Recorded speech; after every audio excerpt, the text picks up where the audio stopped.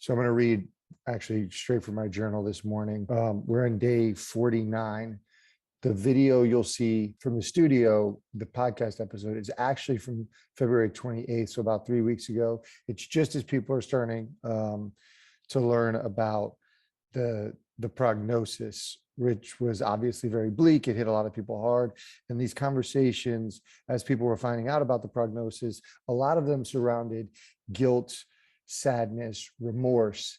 And it was heavy for a lot of people. Comment was, I'm sorry to hear about this. Obviously a natural reaction for people. But I remember this. I remember thinking a couple things. One, I'm not dead, I'm alive. This was not about dying. This is about living. And I'm not dying. I don't consider myself dying. I consider myself having something that could lead to death, which is far different in my mind. But my main message is this. I've talked about positivity. I've talked about the framework and the lens with which I look through things. I've been given an opportunity. It's been an opportunity to me to find out what I'm made of, given an opportunity to really realize the potential, realize what I have. And so again, this tilts towards a more positive, optimistic framework. So don't feel sorry for me. That's the main message of this whole episode, because this is not a tragedy. In my mind, this is a love story. So enjoy the episode. So one of the things that keeps coming up is when you have to tell people about the fact that you have this deadly fucking cancer, they don't know what to say. And they often say that I'm sorry. Yeah. And what I say is I often tell this story about what happened when I found out the reality and the gravity of the situation, which is you find out you have 12 to 18 months to live. You can think you know how you're going to respond, but you really don't know. So my first thought when I found out that I had, grade 4 glioblastoma, this is the deadliest. First thing I thought about was I said two, it's actually three people. Three people came to mind. One was my cousin who lives in New York, same age as me within months. Her husband last year, wakes up for work. He works early, like 4:30 a.m. Goes to start his car, won't start. Gets on his hoverboard to drive right into work. Gets hit by a car and dies instantly. Leaves a wife and a 6-year-old son. That's where my first mind went to, was him. Yeah. Second was Kobe. Kobe Bryant boards a plane with helicopter with his daughter, like a normal whatever, and instantly dies. Mother loses a daughter, loses a husband, children lose siblings, lose a dad. They never got an opportunity to say goodbye. They never got an opportunity to say closure. What was their last conversation like? So for me, my mind goes to them. Mm-hmm. The third person was my previous girlfriend. Her brother had died in a car accident on his way to go to his children's school because he thought there was an issue at the school, and he dies. And I'm thinking about all these people that nobody ever got an opportunity to say goodbye. It just abruptly, they were here one day and gone the next. So I say, don't feel sorry for me, because the emotion I've experienced overwhelmingly is gratitude. Gratitude that even though you give me 540 days, I have a say in this. First, I have a say to be able to defy the odds. So I have an opportunity to defy the odds in the situation and turn 18 months into 18 years or 80 years. But the other thing is, let's say it is 18 months. I can determine what it looks like those final days. I can have my last conversation with my daughter and have closure. I can have those things that they're not going to be easy, but I get to have some sort of control over what that looks like. So when I say this is not a tragedy, what I mean is I feel gratitude. That's the strongest emotion I've felt through this whole thing. And that's, I think, maybe surprising to people, because it's surprising to me. Because, bro, not for a moment have I felt sad for myself. I felt sad thinking about my daughter's wedding. Maybe I might not be there. My niece's wedding, milestone events. There's sadness there, but there's no pity on myself, no sadness. I feel grateful and fortunate that I can have an opportunity to turn this tragedy into a love story or a triumphant sort of like overcoming story, a Rocky story. Yeah. That's where I'm at. My first thoughts on that were like, this is incredible, because my first thoughts, like when I heard about it, was like, shit, my fucking best friend is like, your breast. Yeah, my breast is fed.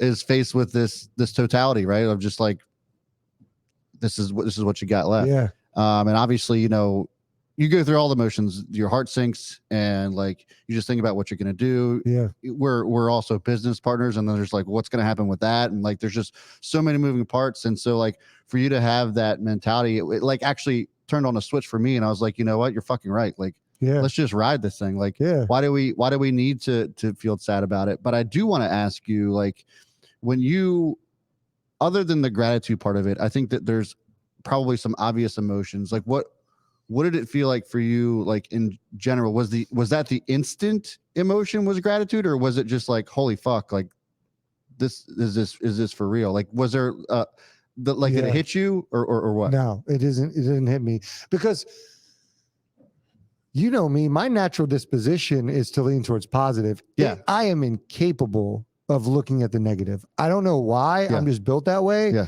I don't think I have 12 to 18 months. I think you're saying, okay, if that's the average, that means if 100 people are given 12 to 18 months, then after 18 months, 50 will be alive. So I'm automatically like, well, I know I got more than 18 months. How many of those people, society are morbidly obese? Most people that have this are average age of 60. I'm about to be 40. Yeah. So like, I think I'm already in a position where I can defy the odds and beat that 18 months. So I'm already like, well, it ain't gonna be 18 months. Yeah.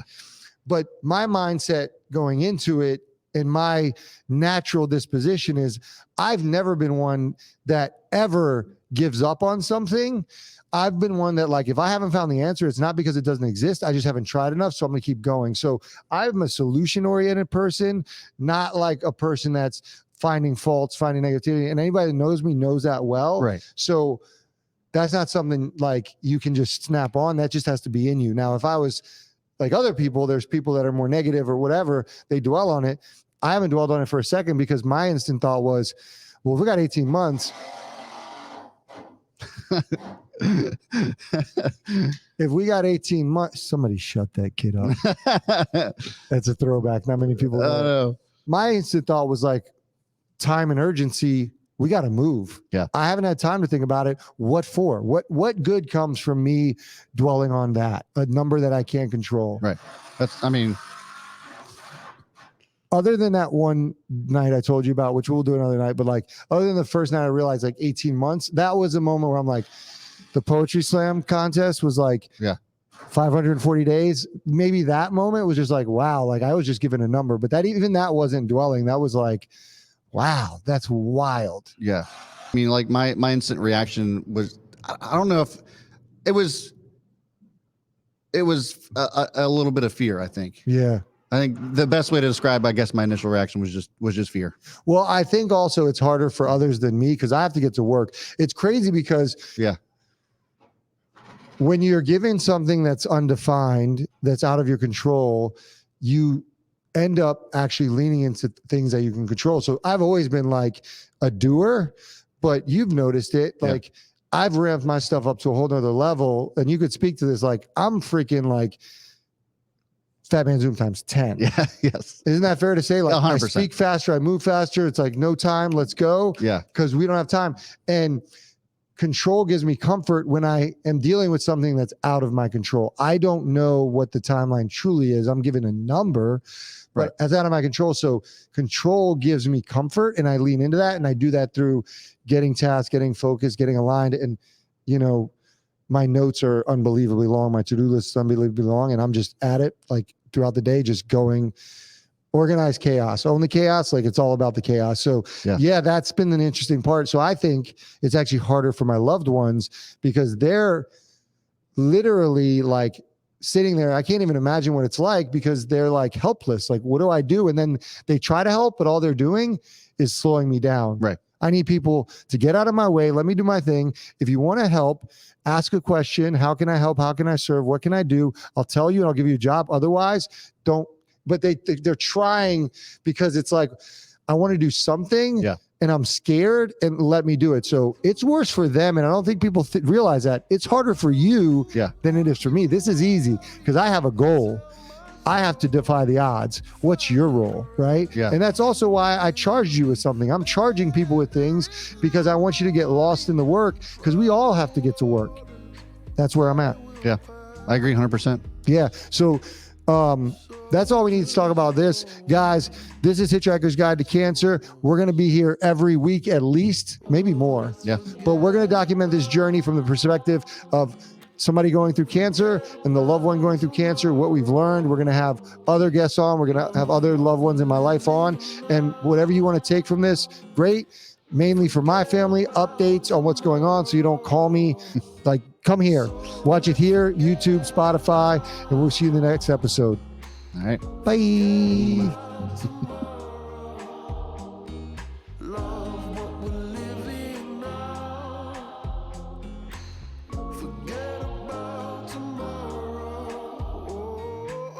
Forget about